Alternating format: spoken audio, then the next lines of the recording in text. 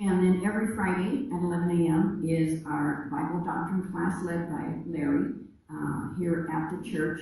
That way everybody, there's plenty of parking and everybody, can get in and there's plenty of room for everybody. And then on Saturday, December 13th, we are going to have our annual White Elephant Christmas party. And we'll have more information to follow, but it'll be bring finger foods, a white elephant gift to exchange, and just socialize and have a really good time. I believe we normally start it at 6 o'clock, but we may want to start it earlier, depends on what people want. But I think 6 o'clock would be a good time to come and have the party. So if you think anything differently, let me or Corinne or Larry know. They may not be here, but let us know and they can text me and let me know. And so anyway, we don't have any birthdays and anniversaries of people here today. So I think we do have a, yes, Brenda. And decorating after. And anyone who would like to stay after service today, we are decorating the church for Christmas. So if you would like to stay and help out, that would be great.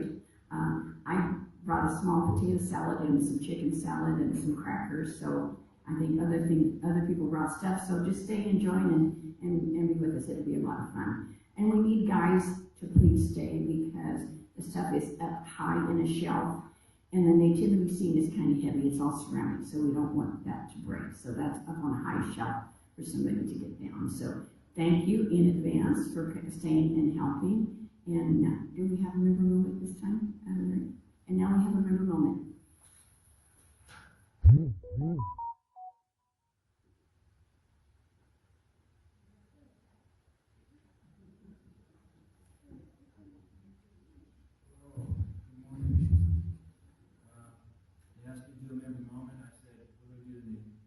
Basically just get up here and talk about myself for 5 minutes.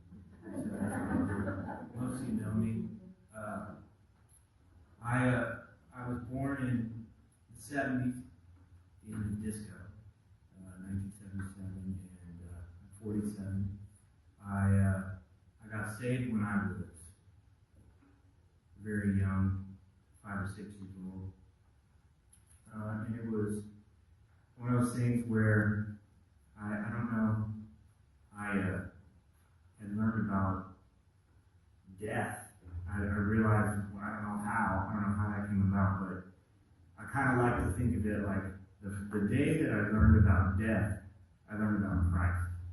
And that was something my parents made sure that, I came downstairs in the middle of the night, I was freaking out.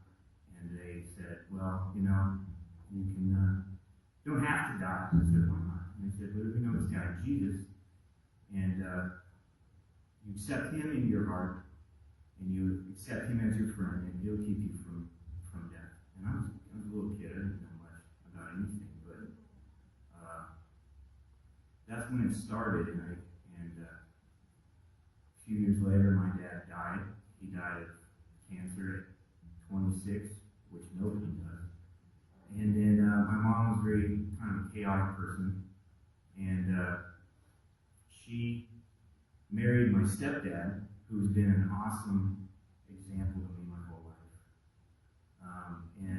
Their marriage lasted about 10 years, and when they divorced, she got the house, and she got the kids, and he was free and clear. He could have walked away, but I asked him one time, he said he couldn't do it in good conscience. He couldn't in good conscience walk away. And my mom, being chaotic, wasn't able to keep the bills going and do all, she couldn't handle all that responsibility. So she sold the house back to him.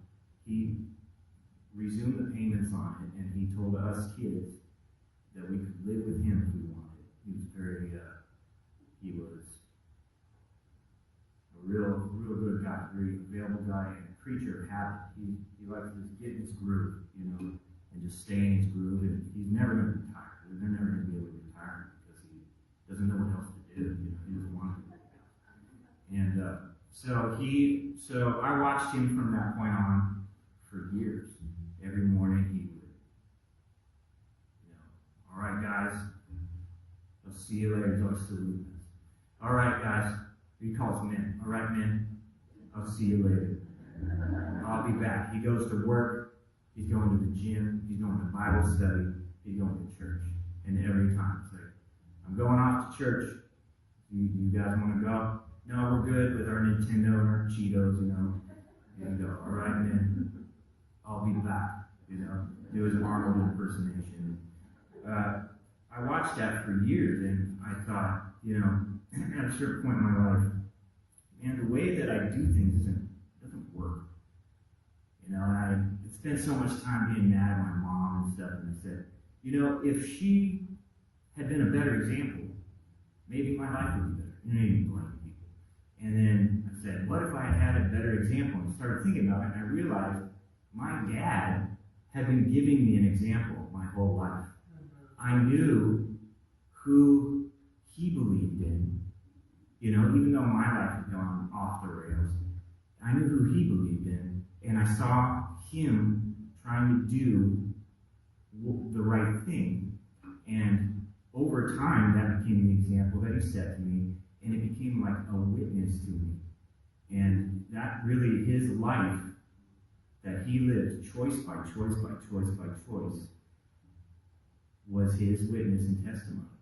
And as soon as I needed a new example, a new way to live, new things to do, I had them.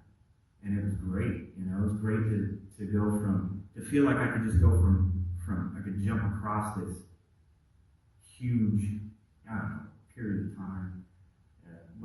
Anyways, I try to do that. I'm kind of an arts and humanities guy. I like people. I like art. I like theories. I like listening to people talk. I see people like works of art, you know. I just like listening to people and hearing different perspectives and hearing them disagree with me. And why is that? And trying to argue it down to be right. Like, I like being right. I'm not. Yeah, so that's kind of the angle that I take. And if I was going to throw words at myself, like if people wanted to know me, you know, what I'm about, I like people, I like art, I like logic, I like music. Yeah, music. I like theories, you know. So that's me.